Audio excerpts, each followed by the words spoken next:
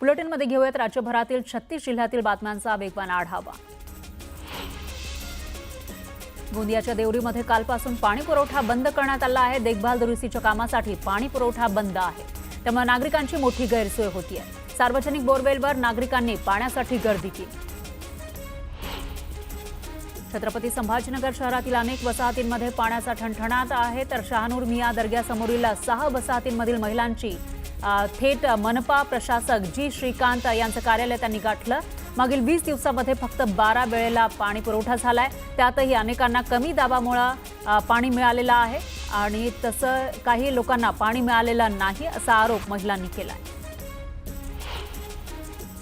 भोरमधील करंदी गावच्या नळ पाणी पुरवठा योजनेच्या विहिरीला पाणीच नाहीये, त्यामुळे पाणी टंचाईच्या झळा तीव्र होत आहेत। तब्बल 10 दिवसांनी करंदीमध्ये पाणी पुरवठा होतोय। प्रस्ताव देऊन सुद्धा टँकर मिळत नाहीये आणि पाणी विकत घ्यावं लागत असल्यानं ठोस उपाययोजना करण्याची मागणी स्थानिकांनी केली। रत्नागिरी जिल्ह्यामध्ये पाणी पातळीमध्ये घट झाली आहे। तालुक्यातल्या 5 गावांमधील 25 वाड्यांना टँकरनं पाणी पुरवठा केला जातोय। मे महिन्यामध्ये पाणी टंचाईची समस्या भीषण होण्याची शक्यता आहे। गेल्या काही दिवसांपासून छत्रपती संभाजीनगरमध्ये उन्हाचा तडाखा वाढलेला आहे, त्यामुळे पाणी पातळी खालावली आहे। तर डाळिंबाच्या बागांचं ठिबक सिंचनावर जतन केलं जात आहे आणि फळबागांवर महागड्या पांढऱ्या नेट कापडानं आच्छादन केलं जात आहे। वैजापूर तालुक्यातील करंजगाव इथल्या राजू जगन्नाथ मगर यांची 1 हेक्टर 18 आर शेती आहे। या शेतातील काढणीला आलेला संपूर्ण कांद्याचं अवकाळीमुळे नुकसान झालंय। आधीच कर्जबाजारी ते आहेत आणि शासनानं आता मदत केली नाही तर आत्महत्येशिवाय पर्याय नसल्याची प्रतिक्रिया या शेतकऱ्यांनी दिली आहे। जुन्नर तालुक्यामध्ये अवकाळी पावसामुळे काढणीला आलेल्या कांद्याचं मोठं नुकसान झालंय। कांदा पीक नष्ट झाल्यानं शेतकरी आर्थिक संकटात सापडलाय। दरम्यान शासनानं त्वरित पंचनामे करून नुकसान भरपाई द्यावी अशी मागणी इथल्या शेतकऱ्यांनी केली आहे। शहापूरच्या खडवली परिसरात वादळी वाऱ्यासह अवकाळी पाऊस झाला, त्यामुळे अनेक झाडं उन्मळून पडली आहेत। पावसामुळे काही ठिकाणी पत्रे उडाले आणि नागरिकांचं मोठं नुकसान झालंय। शहापूर तालुक्याच्या लाहे, कुकांबे, कानविंदे, कलमगाव, पेंढरी, डोळखांब परिसरामध्ये अवकाळी पावसानं मोठ्या प्रमाणात नुकसान झालंय। अनेक ठिकाणी झाडं उन्मळून पडलेली आहेत, अनेक घरांचे छप्पर उडाले तर विद्युत खांबांचंही मोठं नुकसान झालंय।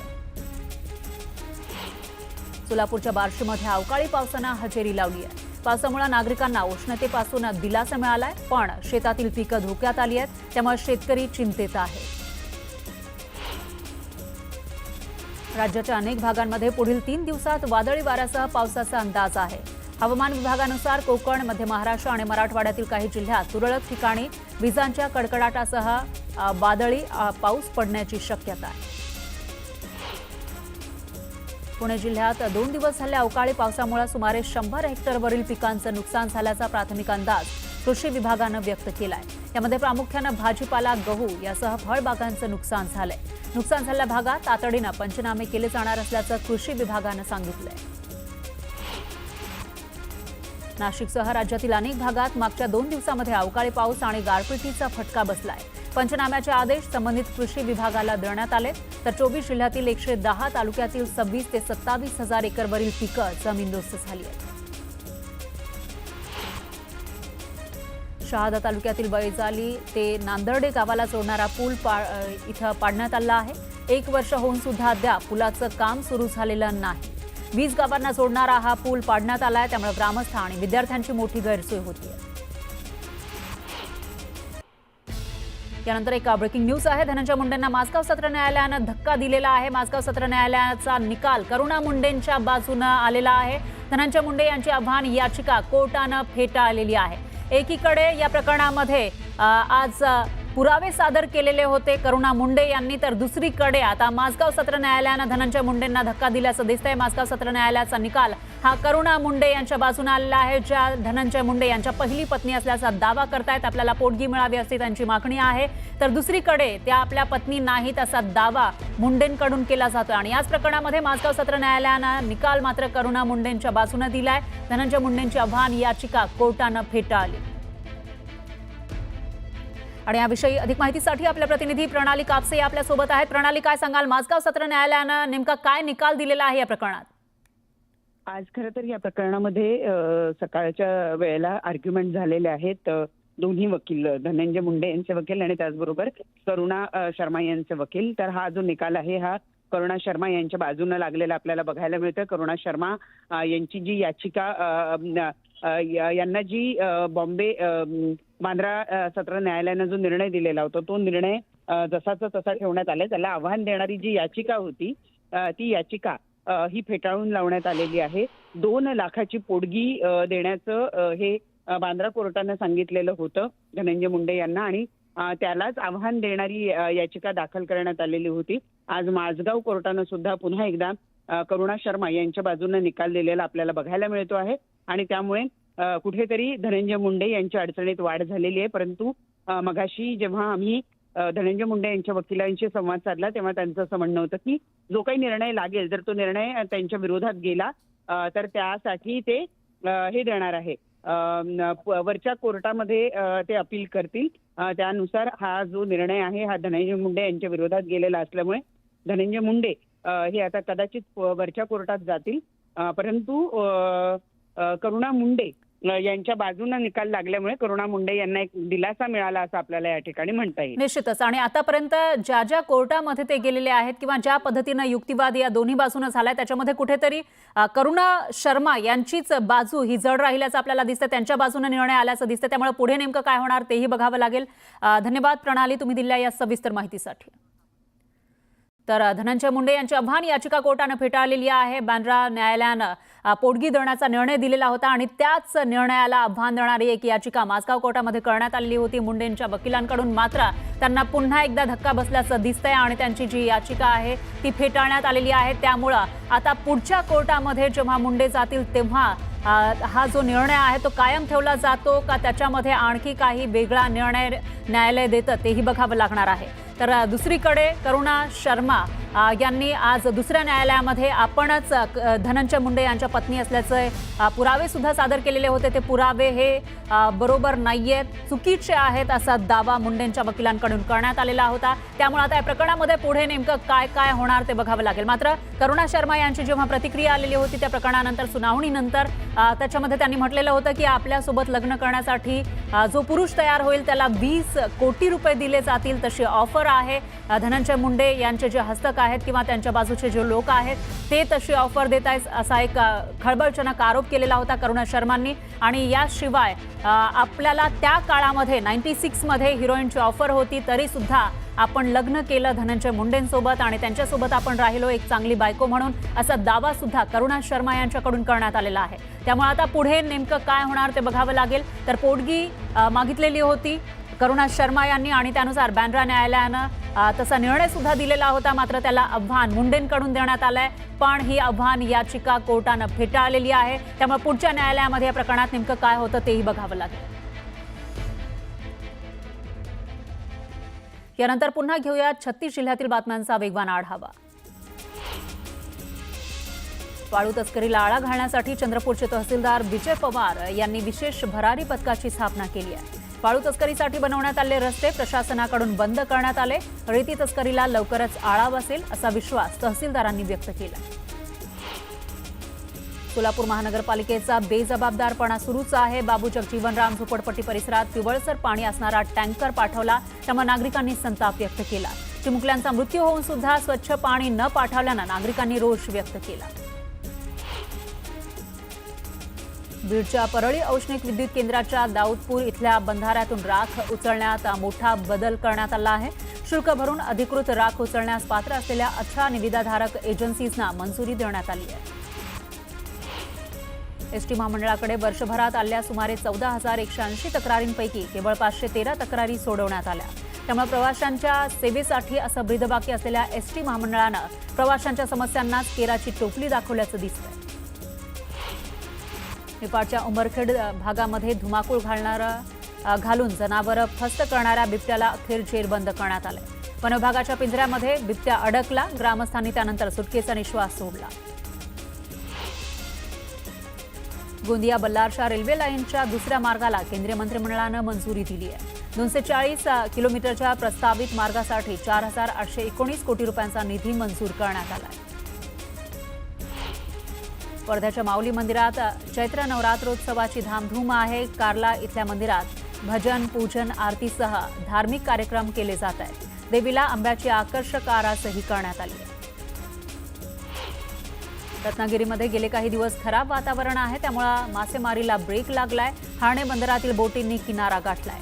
वादळी वाऱ्यामुळे मासेमारीवर परिणाम झाला आहे, त्यामुळे मच्छीमार संकटात सापडलाय. वाशिममध्ये कर्णकर्कश आवाज करणाऱ्या 17 बुलेटवर पोलिसांनी कारवाईचा बडगा उगारला. या सगळ्या गाड्यांचे सायलेन्सर काढण्यात आले. दुचाकी मालकांना पोलिसांनी तंबीही दिली. राजगड आणि तोरणा किल्ल्यांवर पाणी टंचाई जाणवतीये. तिथल्या पक्षी प्राण्यांना, विशेषतः माकडांना पाणी आणि अन्न मिळेनासं झालंय. उन्हाचा पारा चढलेला आहे, त्यामुळे पर्यटकांची संख्याही कमी झाली आहे, तर माकडांना खायला मिळत नाहीये. त्यामुळे पुरातत्व विभागाचे कर्मचारी बापू साबळे यांनी माकडांसाठी दररोज स्वखर्चातून खाणं टाकायला सुरुवात केली. जिल्हा मजूर सहकारी फेडरेशनच्या पंचवार्षिक निवडणुकीसाठी आज मतदान होत आहे. मविया आणि महायुतीमध्ये लढत रंगलेली आहे. 13 पैकी 4 जागा बिनविरोध निवडून आल्या, तर फेडरेशनच्या 9 जागेसाठी 24 उमेदवार निवडणुकीच्या आखाड्यात आहेत. भारतीय सैन्यामध्ये 17 वर्ष सेवा देऊन निवृत्त झाले शेलू बाजार इथले नितेश कांबळेंचं मोठ्या जल्लोषात स्वागत करण्यात आलं. नितेश कांबळे हे भारतीय सैन्याच्या सीमा सुरक्षा बलात 2008 साली रुजू झाले होते. केंद्र सरकारनं कांद्यावरील निर्यात बंदी उठवल्यानंतरही कांद्याच्या दरात घसरण सुरूच आहे.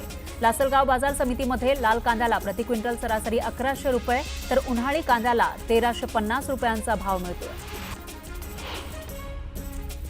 यवतमाळच्या पुसद शहरातील मुख्य बाजारपेठेतील रस्त्यावर व्यावसायिकांनी अतिक्रमण केलंय, त्यामुळे नागरिकांना त्रास सहन करावा लागतोय. दरम्यान हे अतिक्रमण नगर परिषदेनं गांभीर्यानं घेतलं नसल्यानं नागरिकांनी रोष व्यक्त केला. लोणावळा नगर परिषदेत नागरिकांच्या समस्यांकडे दुर्लक्ष करून केवळ धनाढ्य लोकांची कामं होत असल्याचा आरोप ठाकरे गटाचे महेश केदारी यांनी केलाय. मुख्याधिकारी अशोक साबळेंकडे तक्रार करूनही कोणतीही कारवाई होत नसल्यानं भ्रष्टाचाराची SIT चौकशी करा अशी मागणी त्यांनी केली. भंडाऱ्यात खासगी शाळेची मुजोरी समोर आली. अतिरिक्त शुल्काची तक्रार केल्यानं 7 विद्यार्थ्यांना शाळेतून काढण्यात आलं. बेकायदेशीर शुल्क आकारल्याची तक्रार पालकांनी केली होती, त्यानंतर त्यांच्या पाल्यांना शाळेतून काढण्यात आलं. चिपळूणमधील तामिळनाडू बँकेला मनसेनं 3 दिवसांचा अल्टिमेटम दिला. संपूर्ण व्यवहार मराठीतून करावे असा इशारा मनसेकडून देण्यात आला. सांगली महापालिकेकडून कृष्णा नदीच्या काठावर विशेष स्वच्छता मोहीम राबवण्यात आली. या संपूर्ण मोहिमेत 1 टनपेक्षा अधिक कचरा नदी काठावरून संकलित करण्यात आला. सोलापूर मनपाचे आयुक्त सचिन ओंबासे यांनी पुण्यश्लोक अहिल्यादेवी होळकर प्रसूतीगृह इथं भेट देऊन महिला आणि गरोदर मातांना मिळणाऱ्या सुविधांची पाहणी केली. याशिवाय जन्म मृत्यू विभागाला भेट देत त्यांनी समस्यांचा आढावा घेतला. येरमाळ्याच्या येडेश्वरी मंदिरात भक्तांकडून नियमांचं उल्लंघन केलं जात आहे. हळदीच्या वापरावर बंदी असतानाही भक्तांकडून सर्रासपणे हळदीचा वापर केला जातोय. वर्धा नगरपालिकेवर 2 वेगवेगळ्या प्रकरणात अनियमिततेचा ठपका ठेवण्यात आलाय. मुलांसाठी आरक्षित असलेले खेळाचे मैदान विकास कामांसाठी देणं आणि अण्णाभाऊ साठे नागरी सुविधा निधीचा गैरवापर करणं या 2 प्रकरणात अनियमितता झाल्याचा ठपका ठेवण्यात आलाय. राज्य अनुसूचित जाती जमाती आयोगाचे उपाध्यक्ष धर्मपाल मेश्राम यांच्याकडून चौकशीचे आदेश देण्यात आले. पुण्यात लहुजी शक्ती सेनेनं आंदोलन केलं. दीनानाथ मंगेशकर रुग्णालयावर चढून जोरदार आंदोलन करण्यात आलं, तर कार्यकर्त्यांनी रुग्णालयाच्या दिशेनं शेण आणि बांगड्या फेकल्या. सोलापुरात दूषित पाण्यामुळे मृत्यू झालेल्या मुलींच्या अंत्यविधीच्या रथासमोर स्थानिकांनी आंदोलन सुरू केलं. सोलापूर प्रशासन आणि कर्मचाऱ्यांविरोधात नागरिकांनी आक्रमक पवित्रा घेतला. अवैधरित्या सावकारी करणाऱ्या एका सावकाराच्या घरासह दुकानावर यवतमाळमधील जिल्हा निबंधक सावकार विरोधी पथकानं धाड टाकली. या कारवाईत 58 विविध प्रकारचे संशयास्पद दस्तावेज हे सापडलेले आहे. यानंतर तब्बल 4 तास चौकशी करण्यात आली. बीड दौऱ्यावर आलेल्या उपमुख्यमंत्री अजित पवार यांचा ताफा शिक्षक आंदोलकांनी अडवण्याचा प्रयत्न केला. पवारांनी भेट न दिल्यामुळे या शिक्षकांनी थेट रस्त्यावर ठिय्या मांडला होता. दरम्यान आंदोलन प्रकरणी 16 शिक्षकांवर पोलीस ठाण्यात गुन्हा दाखल करण्यात आला. दंड कारण्यास सक्रिय असलेले 86 माओवाद्यांनी तेलंगणा पोलिसांसमोर आत्मसमर्पण केलंय. 20 महिला आणि 66 पुरुष माओवाद्यांचा यामध्ये समावेश आहे. तर या सगळ्या माओवाद्यांवर लाखो रुपयांचं बक्षीस आहे. मनसे अध्यक्ष राज ठाकरेंनी मनसैनिकांना पत्र लिहिलंय. मराठी भाषेसाठी केलेलं आंदोलन थांबवण्याची सूचना राज ठाकरेंनी केली. कायदा हाती घेण्याची इच्छा नाही असं म्हणत राज ठाकरेंनी मनसैनिकांचे आभार मानले. शिर्डी विमानतळाजवळील गुंजावळ बस्तीमध्ये दोघांची निर्घृण हत्या करण्यात आली आहे. मृतांमध्ये वडील आणि मुलाचा समावेश आहे. पहाटेच्या दरम्यान साहेबराव भोसले यांच्या कुटुंबावर भीषण हल्ला झाला. या हल्ल्यात साहेबराव भोसले आणि त्यांचा मुलगा कृष्णा भोसले या बापलेकाचा दुर्दैवी मृत्यू झाला. दरम्यान पोलिसांकडून प्रकरणाचा तपास सुरू आहे. सोलापूरच्या बाबू जगजीवन राम झोपडपट्टीमध्ये 2 शाळकरी मुलींचा मृत्यू झाला. दूषित पाण्यामुळे मुलींचा मृत्यू झाल्याचा आरोप नातेवाईक आणि स्थानिकांनी केलाय. मागील अनेक दिवसांपासून बाबू जगजीवन राम झोपडपट्टीमध्ये दूषित पाण्याचा पुरवठा होत असल्याचा आरोप स्थानिकांनी केलाय. धाराशिवमध्ये एका निरोप समारंभाच्या कार्यक्रमात भाषण करताना एका तरुणीला भोवळ आली. यानंतर तिला रुग्णालयात दाखल करण्यात आलं. पण या मुलीचा मृत्यू झाला, त्यामुळे खळबळ माजली आहे. पेंच व्याघ्र प्रकल्पातील बनेरा सफारी गेट पर्यटकांसाठी सज्ज झाला आहे. बनेरा सफारी गेट हे पेंच व्याघ्र प्रकल्पासाठी सर्वाधिक आकर्षक प्रवेशद्वार ठरावं यासाठी वन विभागानं नियोजन केलंय. प्राण्यांसाठी ठिकठिकाणी पाणवठे, विश्रांती स्थळ यावर भर देण्यात आलाय. पुण्यातील चौकात बंद पडलेल्या शिवशाही बसला 9 वाहतूक पोलिसांनी धक्का मारला. टिळक रस्त्यावरील हा व्हिडिओ सोशल मीडियावर व्हायरल झालाय. शिवशाही बंद पडल्यानं वाहतूक कोंडी झाली होती. पुण्याच्या हडपसर परिसरात ट्रॅक्टरनं 2 मुलींना चिरडलं. ट्रॅक्टरचा ब्रेक फेल झाल्यानं तो कारला धडकला, ज्यामुळे कारच्या शेजारून जाणाऱ्या मुलींना जोरात धक्का बसला. या जखमी मुलींवर सध्या उपचार सुरू आहेत.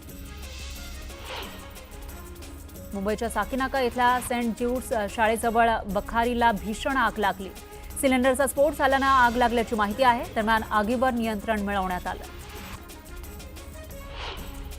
नवजात बाळाची विक्री करणाऱ्या टोळीमधील एकाला बदलापूर पश्चिम पोलिसांनी अटक केली आहे. तुषार साळवे असं अटक केलेल्या आरोपीचं नाव आहे. तुषार कलिंगड विक्रीचा व्यवसाय करत होता. दरम्यान वनविभागाच्या हद्दीत घाण टाकल्यानंतर वनविभागानं त्याला जाब विचारला. मोबाईलची तपासणी केली, त्यानंतर हा संपूर्ण प्रकार उघडकीस आला. एकविरा देवीच्या उत्सवानिमित्त राजगुरुनगरमध्ये देवीच्या प्रतिमेची भव्य मिरवणूक काढण्यात आली. पालखी सोहळ्यासाठी नागरिकांनी मोठी गर्दी केली.